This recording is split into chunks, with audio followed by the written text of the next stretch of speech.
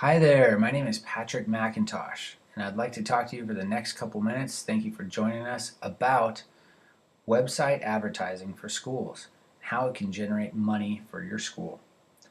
So, in learning about this, we'll be looking at one school and basing all the expertise and experience that was developed off this so that you can do this for your own school district or your own school.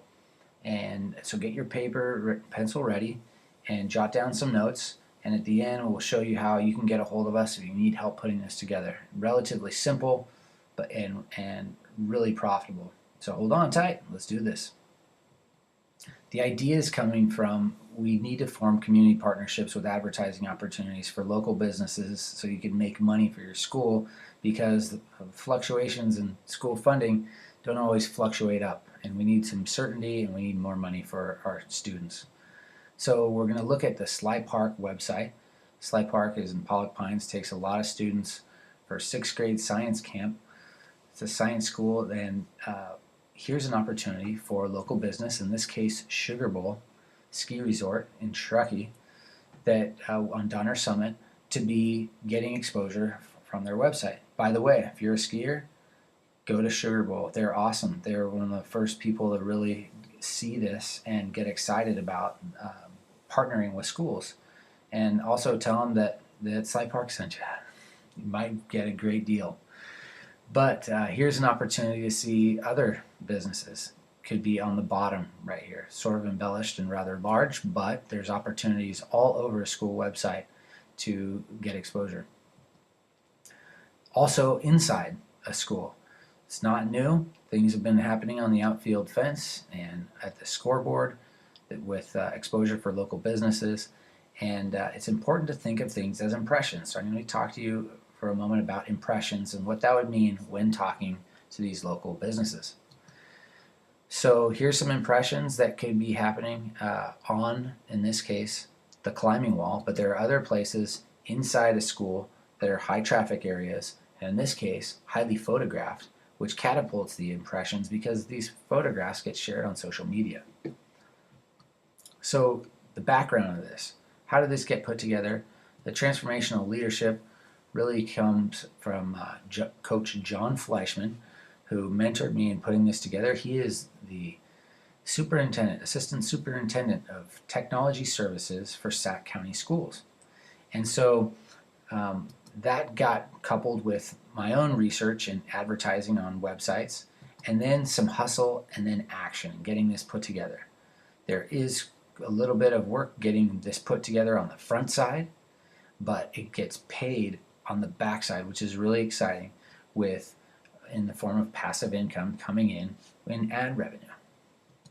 So John Fleischman and I drafted up what you need to, before you get this going, drafted up the criteria for advertising on school websites. This needs to be done first, and it's not easy, but it can be easier now because we've done a lot of the heavy lifting for you. So we'd be happy to share the criteria with you. It's on the Sac County Office of Ed site in the first class section, and as a resource for people to guide themselves through advertising on school websites. And we had to draft it up off of our own things that we needed. We saw some other people who are doing this. There's only a few people in the United States doing this, and we had to edit it down to make it our own and appropriate for Sac County. And you can do that too, because like I said, we've done all the work, and you can cut and paste this together for your own school district, your own school.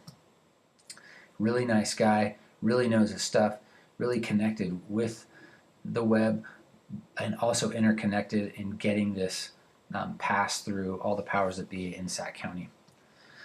So when you do this project, you got to have an idea of how many people go to your website. You could use Google Analytics, or you could just talk to the people in the technology department of your district to get an idea of what these numbers look like. And here is a year snapshot, and here are the most popular pages, the highest one's the green, and down here, and here's what it looks like over here. And it's important to get not only the page views, but the average time viewed, because when you have time spent on a page like this, that is really valuable. When you have people on a page for a long time, That is valuable information. Those ads get a lot of exposure, and they're way more likely to get clicked on if people are spending a lot of time on that page. So it's important data for you to gather. Average time viewed, as well as the overall gross page views. So you need to be talking in impressions. So you do a low estimate, what are the counts on your website, and then I'm also highballing it because we're doing some search engine optimization to make those pages more viewable.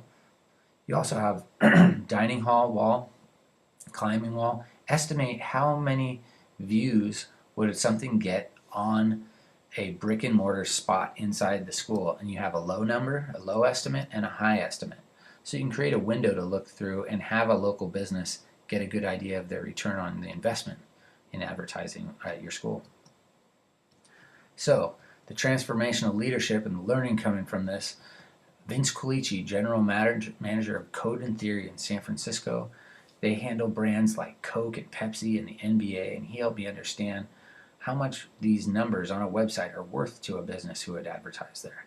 And then demographics and niches within these numbers that business would be particularly interested in marketing to, and how you can generate a list of these businesses to go ahead and contact. Also, Darren Rowse, arguably the best skier in American history.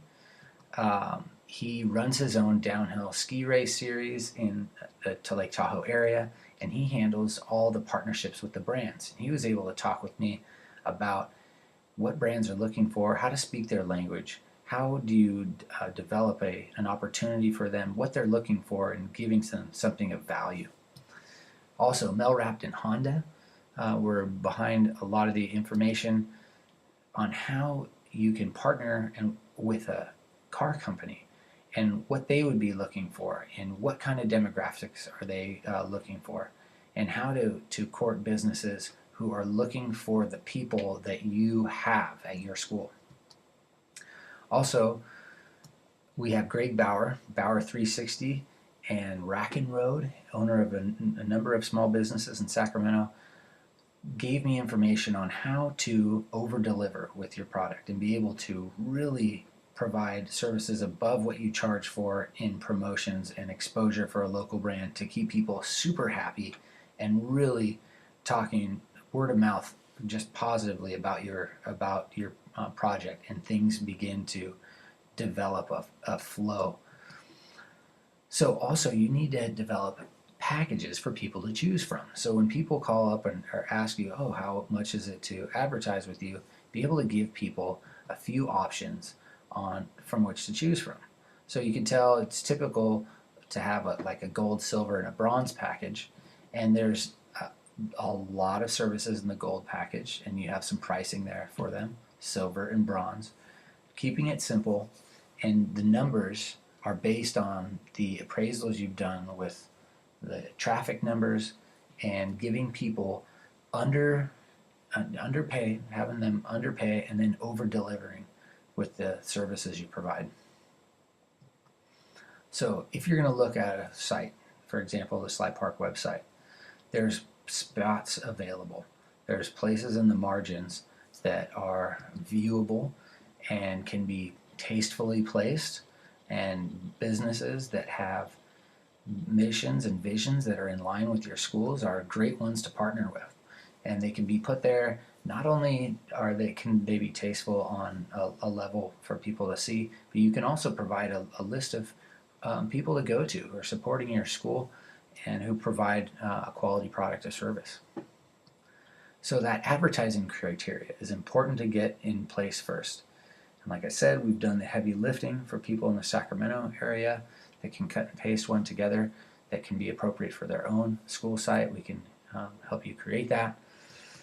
And the next steps would also be creating a private income account. When you get people paying you that's not attached to an ADA or tuition, how does it get channeled and banked so that it can be used for what you want it for, and not into a general fund that can disappear?